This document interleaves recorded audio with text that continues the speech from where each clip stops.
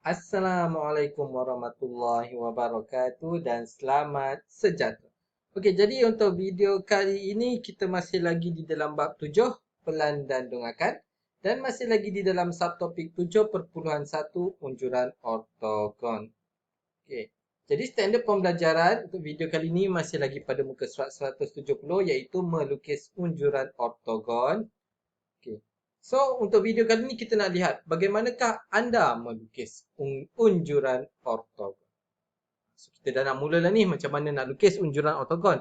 Jadi, bagaimana kita nak lukis unjuran ortogon? Jadi, anda boleh melukis unjuran ortogon suatu objek pada sata mengufuk atau sata mencancang dengan mengikuti langkah-langkah berikut.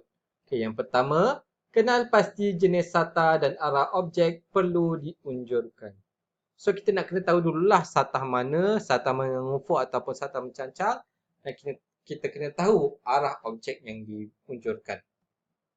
Okey, yang kedua, lukiskan garis normal daripada semua bucu objek tersebut kepada satah. Pastikan garis normal tersebut lurus dan tegak agar panjang sisi unjuran sama seperti panjang sisi objek. Okey, so kemudian kita kena lukiskanlah garis normal daripada semua bucu. Mesti semua bucu, tak boleh ada yang tertinggal pun. Okey, kepada satah. Pastikan garis normal tersebut lurus dan tegak agar panjang sisi unjuran sama seperti panjang sisi objek. Okay, dia mesti kena sama panjang dia punya objek dan panjang yang pada unjuran itu. Okay, yang ketiga, sambungkan titik-titik persilangan normal dengan satah untuk melukis bentuk unjuran ortogon. Dan langkah yang keempat, lukis semula unjuran ortogon tersebut dengan ukuran yang sebenar. Labelkan semua bucu dan panjang sisi. Okay, lihat. Labelkan semua bucu dan panjang sisi. Mesti label bucu dan panjang sisi. Okay, jadi kita akan lihat kepada contoh 4. Okay, ada satu gambar raja. Okay, raja di sebelah menunjukkan sebuah prisma tegak dengan tapak berbentuk segi empat tepat ABCD. Okay, tapak dia ABCD yang terletak pada sata mengufuk. Okay, terletak pada sata mengufuk. Permukaan ABKLGF ialah keratan rentas seragam prisma tersebut. Sisi CAF dan BK adalah tegak. Okay, tegak bermaksud 90 darjah lah. Okay, lukis unjuran ortogon bagi objek tersebut pada A. Sata mengufuk sebagaimana dilihat dari arah Z. B. Sata mencancang sebagaimana dilihat dari arah X. Dan C. Sata mencancang sebagaimana dilihat dari arah Y. So, kita kena tahu sata apa. Macam ni, sata mengufuk dilihat dari arah Z. Dilihat dari arah Z iaitu dari arah atas. Kita lihat bentuk ini. Jika dilihat dari arah Z, kita dapati dia akan menghasilkan bentuk segi empat. Okey, segi empat tepat. Di mana yang kita nampak dari atas adalah F, E, H, G, L, I, J, K. Okey, ini kita nampak. Yang tak nampak A, B, C, D ni. Sebab dia terhimpit. Okey. So, daripada pandangan atas, kita dapati kita akan dapat satu segi empat tepat. Macam ni lah. Okey. Kemudian, kita dapati bahawa sini sepatutnya E, H, I, J, K, L, G, F. Okey. Tapi sebenarnya E tindihkan kepada D. Disebabkan dari pandangan atas kita nampak E dulu kemudian baru D. So kita buat E, D. H tak ada lain lah. H saja. I pun tak ada lain. I saja. J, J dan C. Okay, yang bawah ni pula kita ada K, B. Yang di sini pula ada L saja. Sini ada G sahaja. Dan yang ini ada F, A. Okey. Daripada pandangan atas juga, kita takkan dapat tahu tinggi ni 4, yang ni 2 ni tak ada. Yang kita dapat tahu panjang EH iaitu 3 cm dengan dia samalah dengan panjang FG ni 3 cm. Kemudian kita ada panjang IJ 2 cm sama dengan panjang LK 2 cm. Okey, dan panjang GL dan HI ni sebenarnya tak jumpa.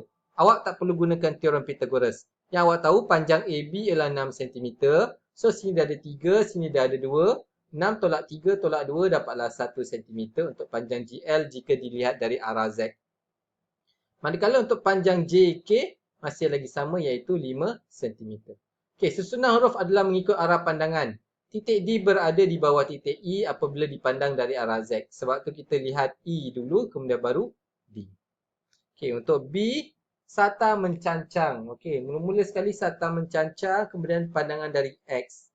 Okey, kita kena buat garis normal dia kepada sata.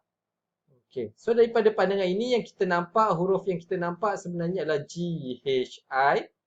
Okay, G, H, J, C, B, K.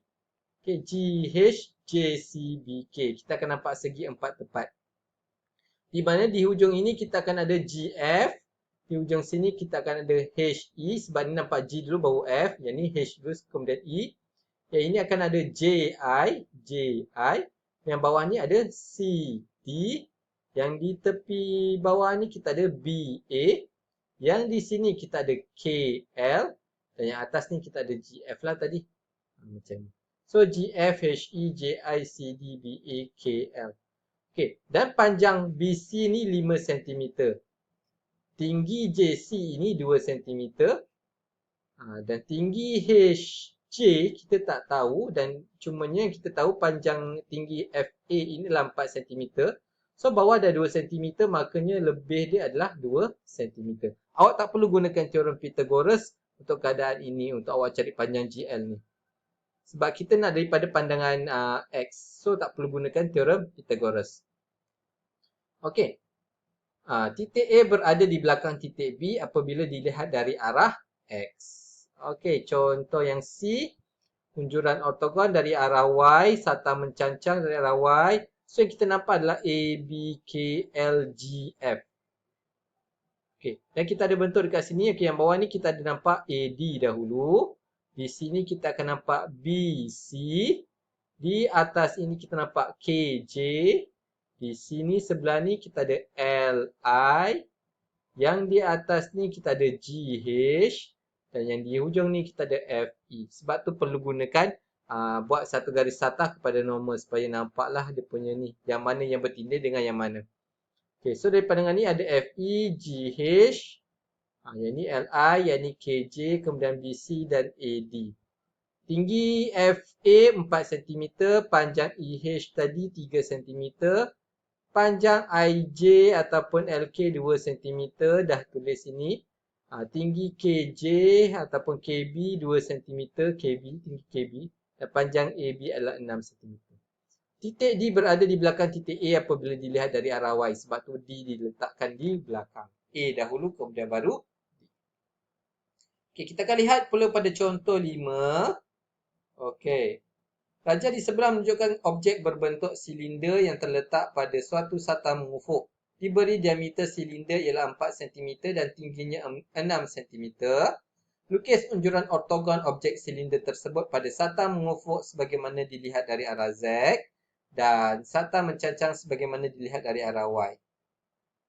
Okay, so untuk silinder macam mana? Adakah kita akan nampak bentuk melengkung tu? So daripada pandangan Z, dari arah Z, sata mengufuk, jika dilihat dari arah Z, kita hanya akan nampak satu bentuk bulatan. Dan bulatan itu macam ni lah. Kita hanya perlu labelkan panjangnya iaitu 4 cm. Bukan panjang, diameternya 4 cm. Okey, sepatutnya di sini tak boleh gunakan A. Sepatutnya kita gunakan DA. Sebab apa? Kita lihat dari atas, kita nampak D dahulu, kemudian baru A. Begitu juga dengan di sini, sepatutnya dia punya adalah CB. Okey, tinggi dia tak tahulah, tak nampak. Sebab dari atas tak nampak tinggi dia berapa. Okey, untuk contoh B. Okey, jika dilihat dari arah Y, kita akan dapati bentuk yang kita nampak pada sata mencancang adalah bentuk segi empat tepat. Okey, di mana kita ada ABCD dan panjang AB adalah 4 cm mengikut diameter dia. Dan tinggi BC adalah 6 cm. Okey, faham? Okey, jadi untuk video ini, setakat ini saja. Kita akan sambung pada video seterusnya untuk macam mana kita nak lihat dalam perisian geometri dinamik. Okey, so sekian, terima kasih. Jangan lupa tonton video berikutnya.